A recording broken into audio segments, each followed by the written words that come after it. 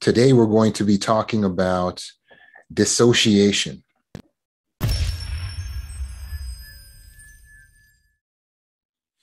One of my favorite comic books growing up was X-Men. I suppose it still is.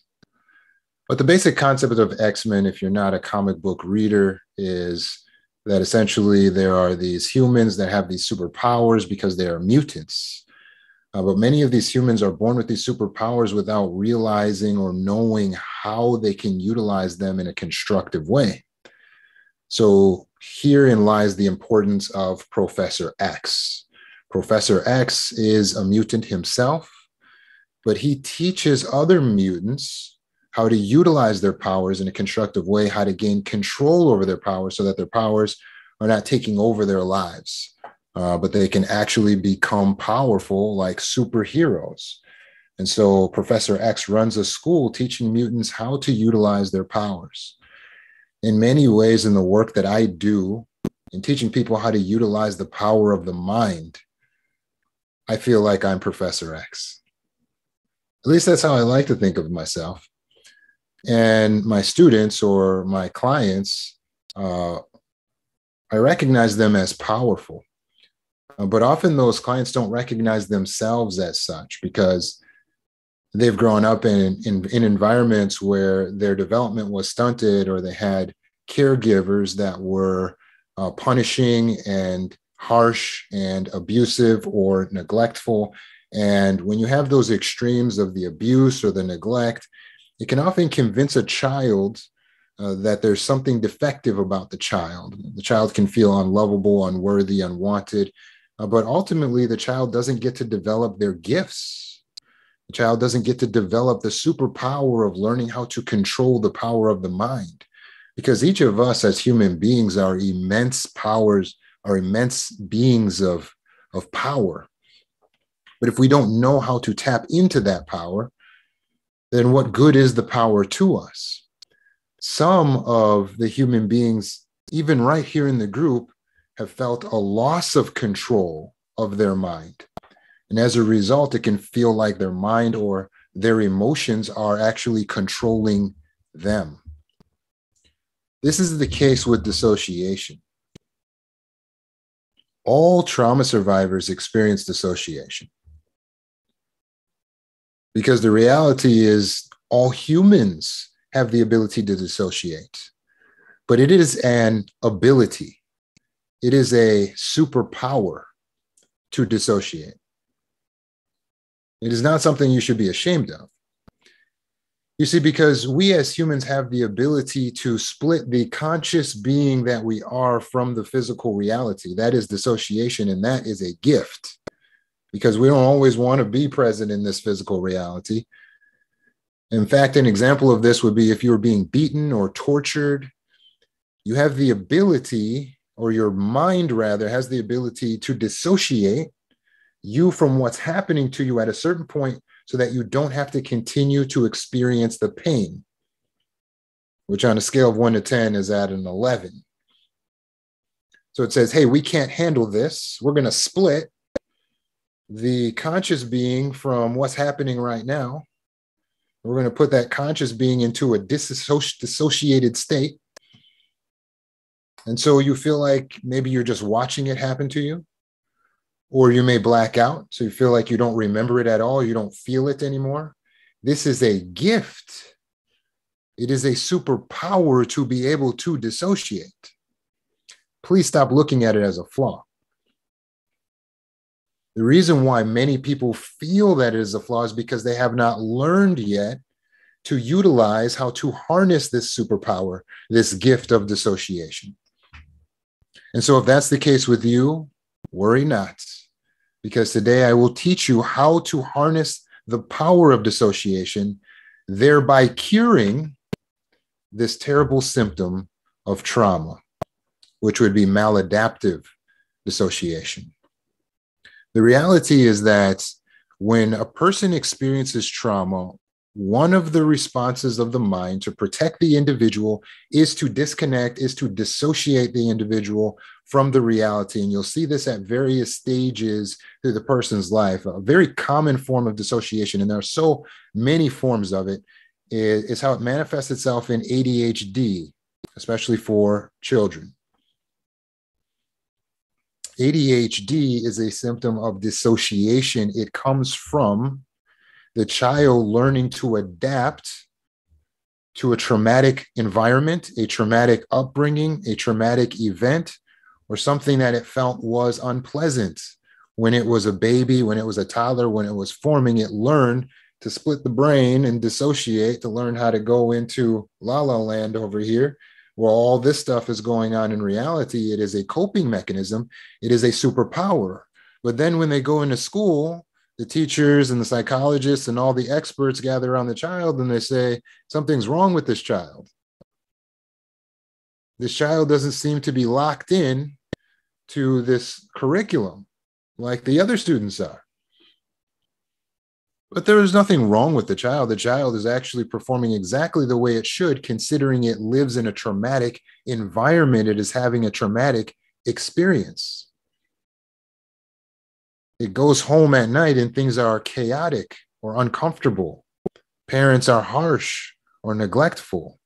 We have to understand that child is adapting to that environment and has now developed this ability. They may have learned that as a baby to adapt. And so when that child learns to adapt to that environment, it looks maladaptive now when they take it out into the world. But it's not a flaw. Remember, it's a gift, it's a superpower. They just need to learn how to harness it. They're using it at the wrong times, like in math class. When they are safe, they need to be able to focus in math class. They just need to know when to use it. But it's a superpower for them.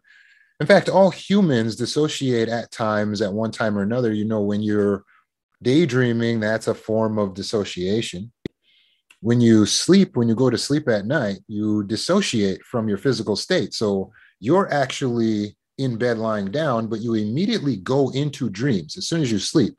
We always have dreams when we sleep. We don't always remember them, partially because dreams are in part processing memories. But whatever the case, as you go into the dreamlike state, the only thing that you see at that point is just the dreams that are happening. And suddenly, and the only thing you can hear are the dreams that are happening, even though you're still present in a room and there's still a refrigerator going or an air conditioner going. There's actually noises, but you don't notice the noises, or they get incorporated into the dream because you've dissociated from reality. So we all dissociate every day. It's a gift. We have to dissociate to sleep. If you're locked into reality while you're trying to sleep, you cannot sleep. That means you cannot rest, right? Daydreaming and visualizing are positive forms of dissociation. The ability to take your mind into another place is not necessarily a bad thing when it's used for a productive purpose and at the right times. There's other forms of extreme maladaptive dissociation, such as depersonalization, which just means that the person is dissociating, but they feel specifically dissociated from themselves. So they may feel like they're watching themselves from the outside, like they're a movie. So they feel very depersonalized. They may even become numb to their emotions. And then there's derealization. That's where a person feels like everything on the outside of them is just something they're watching. It's a movie, but it's not real to them, right? But all of these are just forms of dissociation. At the extreme, you have DID, dissociative identity disorder, where an individual will actually split, as we say, into multiple personalities, and they have each of these individual personalities as little means of protection for the self, because the trauma that they went through was so extreme that they felt like in order to adapt, they needed to create separate personalities from themselves that could do and say things that they can't say so that they could protect themselves. A woman may even have male personalities. All of these are a form of protection. In fact, her ability to split like that would almost be viewed like a superpower. She can become different people. The problem is that she needs to learn to control that ability and integrate those parts of herself into one personality instead of splitting them into separate people. Often this disorder is developed in childhood, according to a childlike mindset. But it's nothing to be ashamed of. Remember that you have a gift. You must learn how to harness your gift. Meditation is an example of dissociating in an adaptive way. That's harnessing the gift. Unfortunately, in the world that we live in, dissociation is not viewed as a gift. And for many trauma survivors, because they were not taught to control it, they look to other people as if they're spaced out, or they seem to other people as if they're crazy or they've lost their minds. And that's why we have all of these terms for these disorders that are various forms of dissociation. And many trauma survivors are convinced themselves they cannot control it because it does happen to them involuntarily. On top of that, narcissistic abusers are too quick to point the finger and diagnose trauma survivors. Instead of showing empathy or fellow feeling to them, instead, many narcissists and abusers immediately want to tell you, you know what, I think you're autistic. You know what, I think you have ADD. I think you need to go to a doctor. I think you need a therapist. I think you need medication. And the reason narcissists are very keen on doing this is because they have an agenda to prove that something is wrong with you, nothing is wrong with them. So they're very anxious to get you into some kind of situation, program, diagnosis, medication, so that they can point out, look at you, you are just a mess, and I am just fine. When the reality is no one has disassociated more maladaptively than a narcissist, because narcissists have dissociated from the reality that they're just an imperfect person with a fragile, broken ego. They've dissociated from that. So, oh, I don't have any flaws. I don't have anything wrong with me. I don't have to apologize for anything. I'm not sorry for anything. I'm great. You're the one with the problem. You can't be more dissociated than that. And they rarely ever come out of it. Some people who are trauma survivors experiencing dissociation may have dissociative amnesia, which just means that they can't remember what they did, where they were. Many of us have experienced some form of this, like when we're driving, maybe on a highway or driving on a routine route on your way home, and then you get home and you're in the driveway and you go, I don't even remember coming here. I know I was at work, I left work, and now I'm here, and I don't even remember the ride. I don't remember anything that just happened. And that can get worse and worse, right? And it can happen too when we go from one room to the next and we say, oh, I need to grab my wallet from the other room. By the time you get to the other room, what happens? You're in amnesia. Why am I here? Why did I walk into my bedroom? There was something. Why am I here? And you can't remember.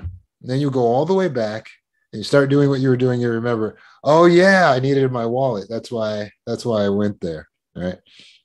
So we've all experienced it in small ways, but some trauma survivors have it in very major ways, where they will actually go for hours, even a day or days at a time, remembering nothing on autopilot. Sometimes of what they're doing is very logical. They're going to the gas station or going to the store. Sometimes what they're doing, something illogical, as it would appear to the outside. But it can be very frightening to do things without even knowing what you're doing, without controlling that. And then to forget where you were or what you did or why you were doing it. Remember now, dissociation is a gift. The ability to do this in the mind is a gift. But for many trauma survivors, it feels like a curse because they feel they've really lost control of it. So they have to learn to hone their skills and get back into control. Well, how can this be done?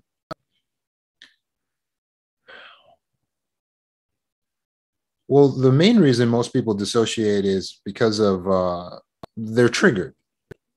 It's a maladaptive way of responding to a trigger. So something frightens you or scares you or makes you feel uncomfortable. A trigger is basically a sensitivity. A trigger is a sensitivity.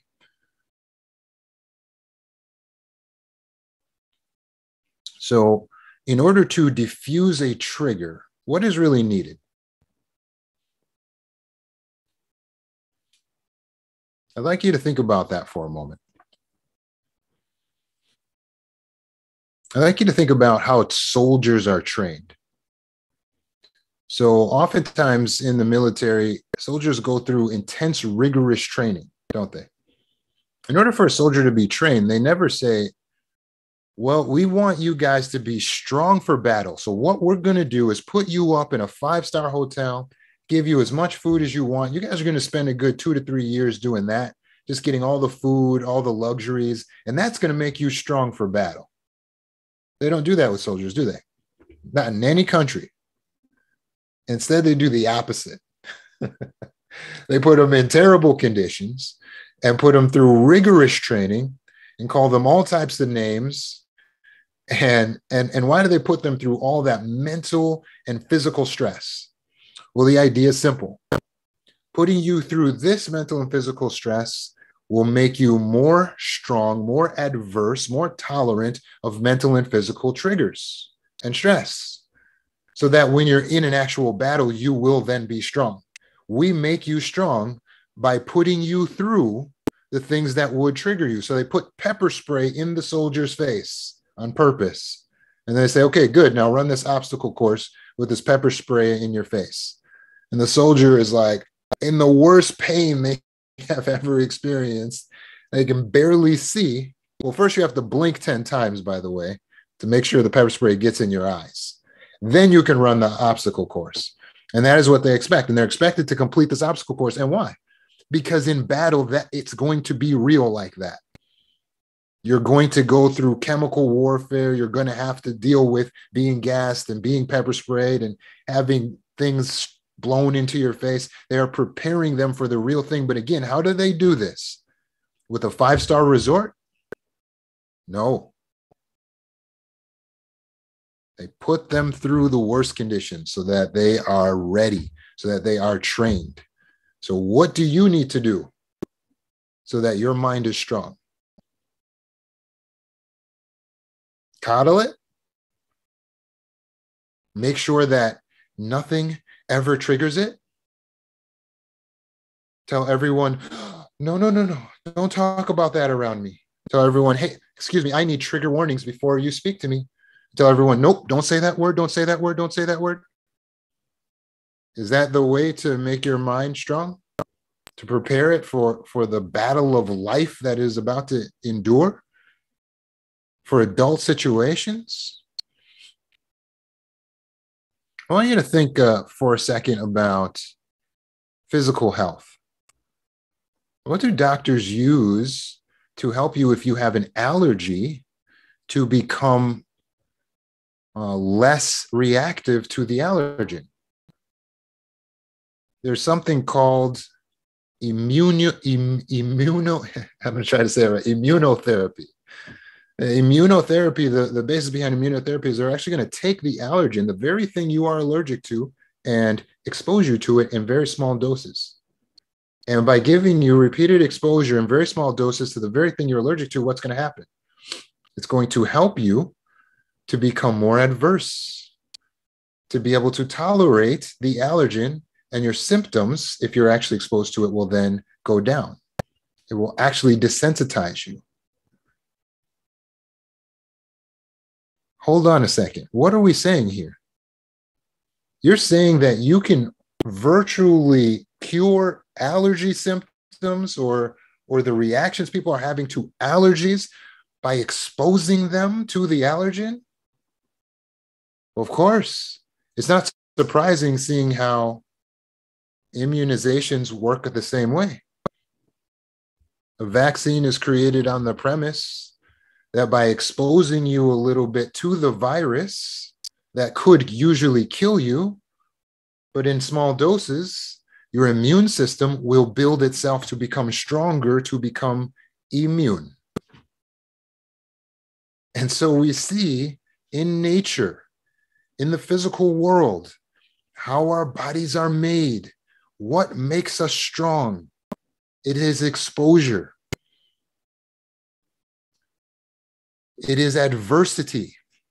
Your muscles become strong from lifting weights, not by staying away from weights. You don't say, hey, I want to be strong, so I don't want to lift any of those weights. No. You say, I want to be strong, so I'm going to break my muscles down and I'm going to lift these weights. And then you become strong within time. Do you think it's different for the power of your mind? Absolutely not. If you're ready to step into your power and access something you have that's more powerful than your muscles, stronger than your bones, to access the power of your mind, then you need to stop coddling the mind and start exposing it to adversity, exposing it in safe, smaller doses to your triggers. And your mind will become adverse to this stimuli. It will be able to handle it so that you will be strong mentally and you will not be triggered into derealization, depersonalization, and dissociation. But instead, you will be able to stay centered, grounded, and to be able to harness the power of dissociation. Are you picking up what I'm putting down? Dissociation can be good in many ways. There is positive dissociation. Sometimes it's good to be able to disconnect from situations in real life that can come that could be overwhelming, such as other people's emotional outbursts. If we don't have the ability to dissociate from the other person's feelings, then we, like many empaths, feel out of control because someone else is out of control. Oh my God, they're upset. They're upset. Oh my gosh, they're upset. Oh, they're upset. No. You have to have the ability to dissociate yourself from another person. That's a good way of using dissociation. It's adaptive. To look at the other person and say, okay, I've tried to help them, but now they're losing control. So I'm going to dissociate. I am me. They are them. They are experiencing unhappiness. I'm happy still. I am at peace. I still have my peace. Another great way of using dissociation is purposely utilizing the imagination or watching entertainment. These are valuable ways of utilizing the gift of dissociation. When we watch a movie, we're dissociating from reality. When you play video games, you're dissociating from reality. It's just that we don't want to do this for hours and hours on end, because then it's maladaptive again. We want to use it in moderation as an appropriate diversion. It can be very refreshing to watch some upbuilding entertainment. It can be nice after a long day of work to unwind. In this way, we're using dissociation in a good way. It's a superpower. But unfortunately, there is also the negative pitfalls of maladaptive dissociation, like spending hours and hours playing the video game because you just want to get away from life, or being with your spouse, your partner, and not being present. This one's especially hurtful because it really hurts the spouse. There's someone else there being hurt. We have to learn to be present even when we're alone. But when you're not being present, when you're with a loved one or with your child, that child or that loved one feels it and they take it personally. Why does this person not want to be with me when we are together? Why are they disconnected? Why would they rather be on their phone or rather playing a game or peering out of the window? Why do they seem like they don't want to connect with me? If you notice this is the case with you, take control of your mind. Recognize when you're dissociating from a loved one and make the effort to redirect your focus, to pay attention to them. Go into empathy. Ask yourself, how might they be feeling? What can I do for them? Maybe I can ask them some questions. Maybe I can show some interest in them. Be present in every moment. When you're alone, enjoy your time by yourself. Smell the roses, smell the air, breathe the oxygen, touch the objects around you, feel yourself, feel what's happening inside your body and what's happening in nature around you. Get out and connect with nature on a regular basis. All of that helps us to stop dissociating in a maladaptive manner. So if you want to cure dissociation, here's one of the secrets. All maladaptive dissociation comes from maladaptive mindset, beliefs, a way of thinking that's maladaptive. And to illustrate that way of thinking, I would use the term, I can't handle this. You see, when you teach your brain that you cannot handle the situation, your brain responds, your subconscious mind responds and says, okay, I've got you. And then it locks you out and you dissociate. Again, if you teach your brain, I cannot handle this. If you have a way of saying something like that to your mind, oh, I can't take this. I can't take this. I can't handle this. No, I would never be able to handle that. I could never take that. If you say things like that to yourself, your subconscious mind obeys you. It says, okay, we'll lock you out. We've got you. You don't have to handle it. We've got a great gift here. And they shut you down, and then you wake up somewhere and go, what happened? Oh, I got locked out. I have dissociation. Oh, I have a mental disorder. Oh no, now I can't drive cars and I can't live my life. No. Let's stop shutting your life down and let's start turning on your ability to be in control by switching that thought process around. No longer tell yourself, never again say, I can't handle this or I can't handle that. When things get difficult, tell yourself the opposite. I can handle this.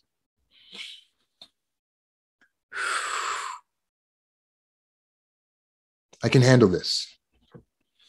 I need to try to remain calm.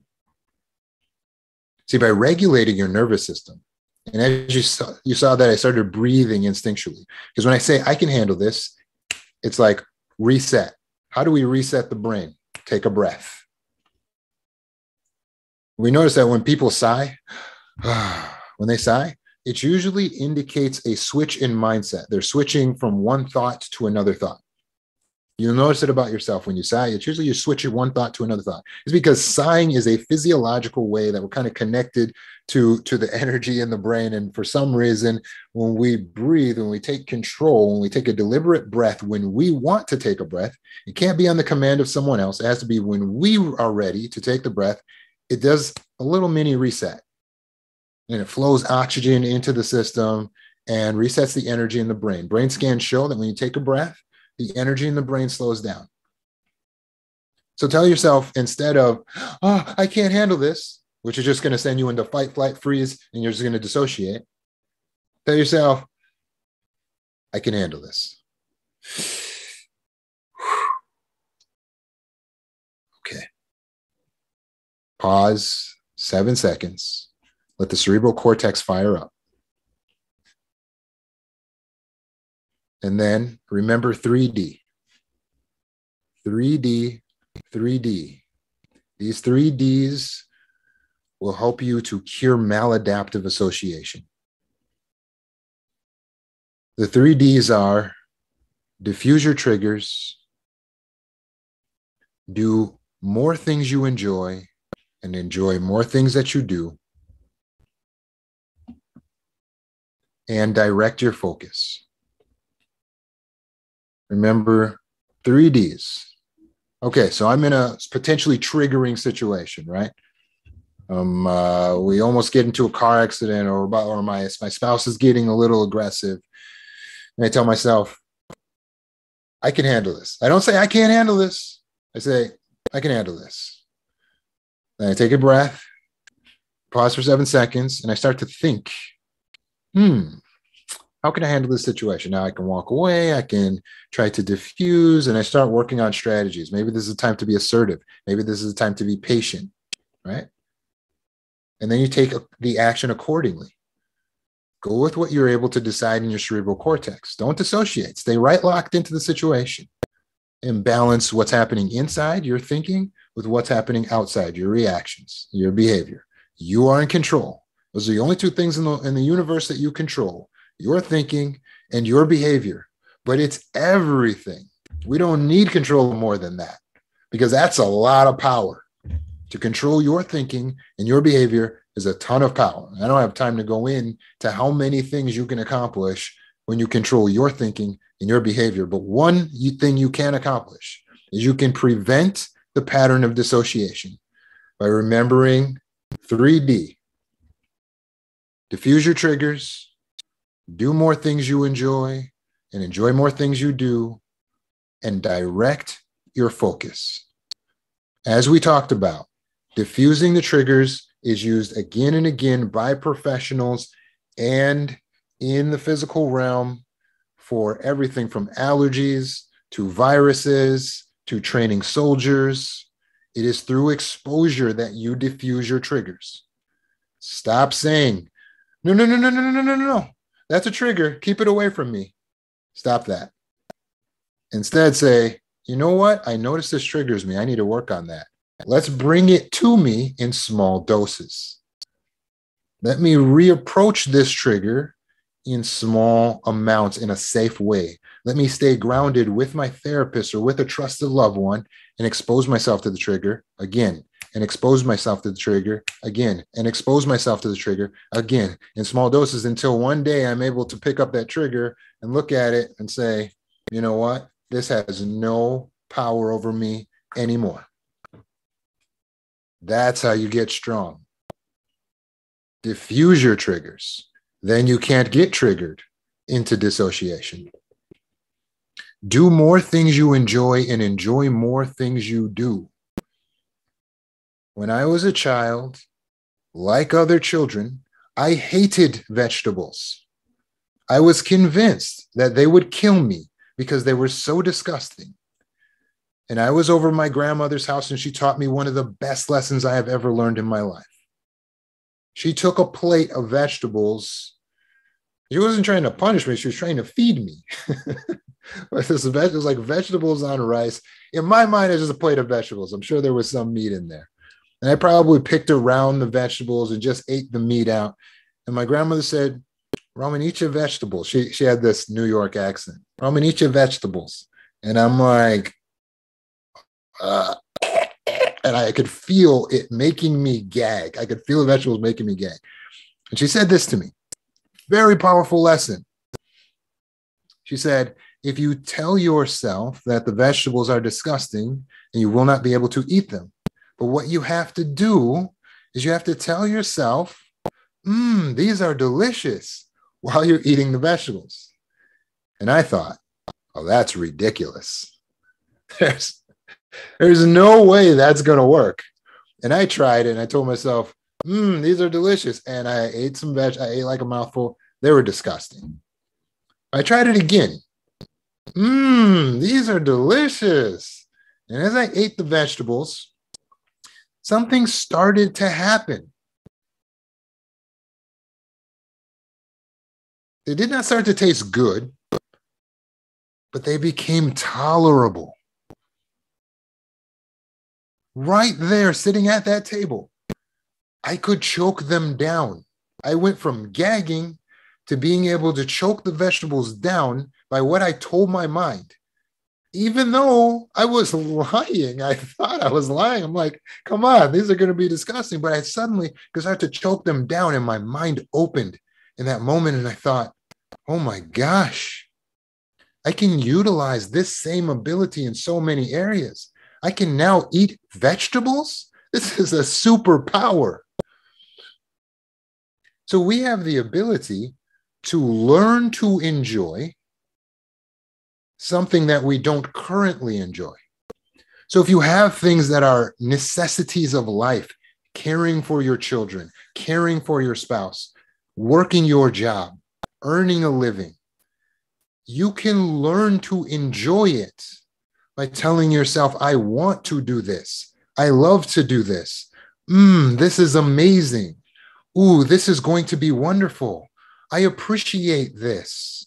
You can speak to your mind and retrain the brain in the moment to enjoy what you do. The more you enjoy what you do, the less you need to dissociate. If you can enjoy caring for your children, if you can enjoy being with your spouse, if you can enjoy eating your vegetables or sitting through a lecture or going to work, if you can enjoy it, if you can learn to enjoy it, you don't have to dissociate all the time from it. You can learn to enjoy what you do. Also, sometimes you need to cut out some of the unenjoyable aspects of your life that are unnecessary and do more things that are enjoyable. You should actually spend the majority of your time enjoying what you do. So 85% of your energy, thoughts, and time should be spent on things you enjoy. This is an important ratio. 85% minimum of your thoughts, energy, and time needs to be spent on things you enjoy. You do that by learning to enjoy what you do and cutting out some of the unenjoyable things in your life and trading them for things you enjoy. Get out and ride bumper cars, go play sports, go for walks, go for jogs, go for runs, get out into nature, start doing things that you enjoy. Stop telling yourself, no, I can't eat out. I got to stay in. If you like to eat out, go and eat out. Do more things you enjoy, and you don't have to dissociate from life. You don't have to wake up with dread every day when you're building and crafting a life that you actually enjoy. Do more things you enjoy and enjoy more things that you do. The third D in 3D is to direct your focus. That is you taking control as the conscious being and deciding where you're going to focus the conscious mind. That is the key to controlling the power of dissociation and harnessing it and utilizing it as a gift. So sometimes you have to say, I'm going to direct my focus into liking these vegetables, or right now, this person is upset. I don't want that to ruin my day, so I'm going to direct my focus to the activities that I enjoy, playing this game, reading this book, reading this magazine, things that went well for me today. Utilize your ability to direct your focus. I'm with my spouse. I notice I'm dissociating. I'm going to redirect my focus into their feelings now. How do they feel? What do they need? The ability to direct your focus. Everyone has the ability to direct their focus, but it's one of the most powerful gifts you have. The ability to direct the focus of the conscious mind. And it will cure your maladaptive dissociation. And you will find yourself more and more enjoying your life, being connected to people and your environment and yourself. We want you to stay connected. We want you to harness your abilities. You are not worthless mutants. You are powerful superheroes. Step into your power. Utilize your gift.